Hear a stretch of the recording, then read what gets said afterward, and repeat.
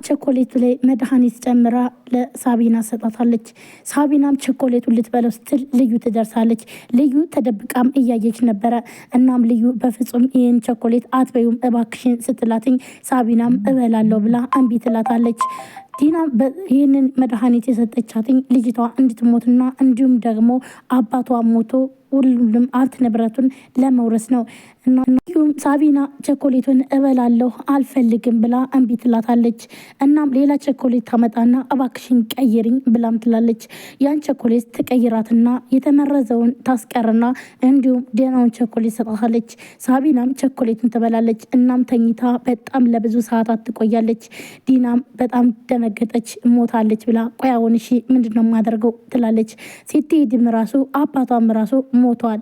ምክንያቱም ደግሞ ጸጥ ብሎ ስለተኛ ያ መድኃኒት ደግሞ ኮት ሾርባው ላይ መድኃኒት ጨምሯል። እናም ያ መድኃኒት ሲጨምር ልዩ ታያለች። ልዩም እየተንቀጠቀጠች እኔ ወስድለታለሁ ብላ ቆይ አንቺ ለምን መጣሽ እንዴ ተኝ ቢለንሽ ነበር አይደል ብሎም ይላታል። በቃ አሁን ወደ ሌላ ወጣ ስለሆነ እባክህን እኔ ልብሰድልህ ብላ ልዩም ትለዋለች። ባርኮትን በጣም ይናደድና ይሰድባትና አንቺ እንደውም ውሰጂውና አንቺ ትበያለች በማለት ልዩም ይዘው ትሄዳለች። ያንን ሾርባዛ ስትሄድ አውቃ መንገድ ላይ ትደፋዋለች። ስትደፋው ልክ እንዳመለጣት ነበረ። እናም በጣም ይጮባታል። ቆይ አንቺ እንዴት እንደዚህ ታደርጋለች ብሎም እንዴት በጣም ከተናደደም በኋላ ያ መድኃኒት ስለደፋችበት ተበሳይቶ ሌላ ሊሰራም ይሄዳል። ምግቡ ላይም ይሰራና ከዛን ላይ መድኃኒት አሁንም ድጋሚ ይጨምራል። ጨምሮም ይዞት ይሄዳል። ልዩ ያኔ ቆይ እንዴት እኔ ያለሁ እንዴት እነዚህ ሰዎች ይሞታሉ? ቆይ ለምን እነዚህ ሰዎች እንደምንም ብዬ ማትረፍ አለብኝ። በቃ እኔ እንደሆነ መሞቴ አይቀርም። ስለዚህ እንደምንም ብዬ እነሱን ማትረፍ አለብኝ በማለት ቀስ ብላ ፎቅ ላይ ተደብቃ ትሄድና አባዬ እባክህን ይህን ምግብ በፍጹም እንዳትበለው ብላም ትላለች። ይህን ሾርባ እንዳትበለው እያለች እያለ ይመጣል። ባርኮት ይመጣና በጣም ይጮባታል። ቆይ አንቺ ምንድነው ችግርሽ ግን ለምንድነው እንደዚህ የምትሆኙ በማለት ይህን ምግብ እንዳትበለው ስትለውም ግን ደግሞ ያን ምግብ ይበላዋል። ይህ ማለት እንግዲህ ዲና መድኃኒት እንደጨመረበት ባርኮት ስላወቀች ዲና ብዙ ጊዜ መድኃኒት የምትጨምርበት የእንቅልፍ መድኃኒት ወይም ደግሞ የሚያስተኛ ነበረ። ነገር ግን ባርኮት ቶሎ ገሎ ሀብት ንብረቱን ከዲና ጋር አብረው ለመካፈል ስለሚፈልግ ስለዚህ እሷን ተደብቆ መድኃኒት የሚገለውን ነበር ያደረገ። እናም ይህንን ነገር ስላወቀች ዲና ደግሞ መድኃኒቱን ትቀይርና የእንቅልፍ መድኃኒት አድርጋ ያን ሾርባም ይጠጣዋል። እናም ለብዙ ሰዓታት ይተኛል። ሲተኛ ባርኮትን በጣም ደስ ብሎት በቃ ሞተ እንግዲህ ካሁን በኋላ ተገላገልን እያለ ሲልም በቃ ልጅቷ ሞታለች ይላል። ምክንያቱም ደግሞ ሳቢና በእንቅልፍ ወስዷታል። ጭራሽም አሰማም ልክ እንደሞተች ነው። ስለዚህ እናትና አባትና ልጅ ሞተዋል። እናም ካሁን በኋላ ምን እንጠብቃለን? አውጥተን መጣል ነው እንጂ ይላታል።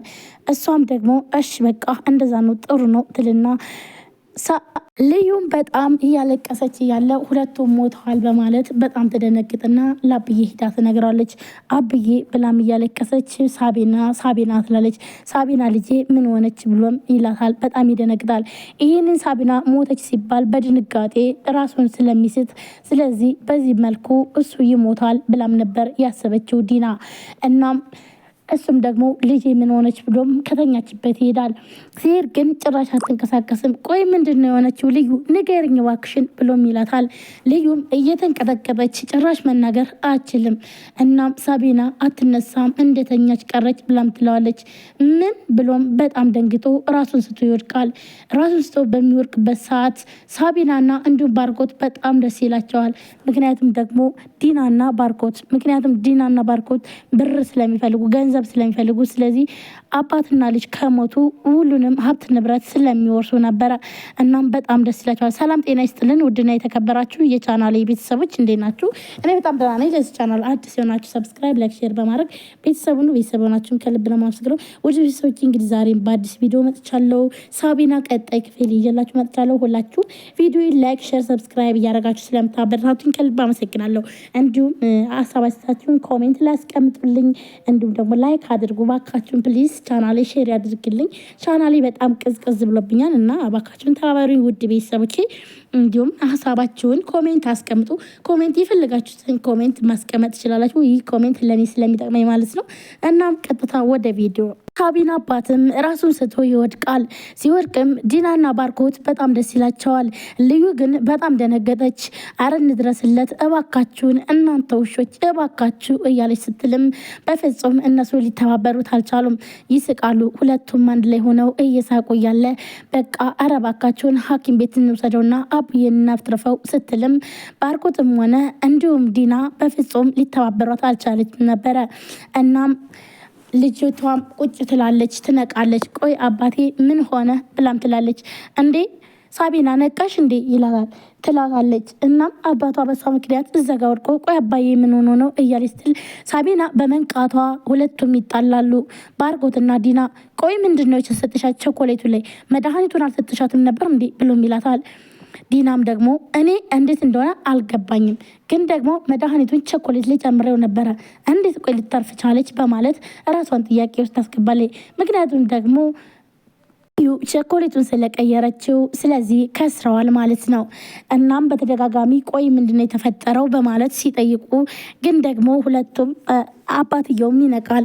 አባትየው ሲነቃ ግራ መጋባት ቆይ እንዴት እንደዚህ ሊሆን ይችላል በማለት ሁለቱም አውቀው ይተባበሩታል። እናም እባክህን የኔ ውድ በቃ አንተ እኮ እቺ ልዩን ከዚህ ቤት ማባረር አለብን። አሁን እኮ ገላህ ነበረ፣ እኔ እኮ አሳጥታኝ ነበር እያለች ዲናም ማስመሰል ጀመረች። ልዩም እያለቀሰች በቃ የተንበደበደችም ነበር። ቆይ ልዩ ምንድን ነው ግን ሳታስታዊ ለምን እንደዚህ ታደርጋለች ብሎም ይላታል። አይ እኔ እኮ ስቀሰቅሳትኝ አልነቃ ስላለች ደንግጬ እኮ ነው በጣም ይቅርታ ትላለች።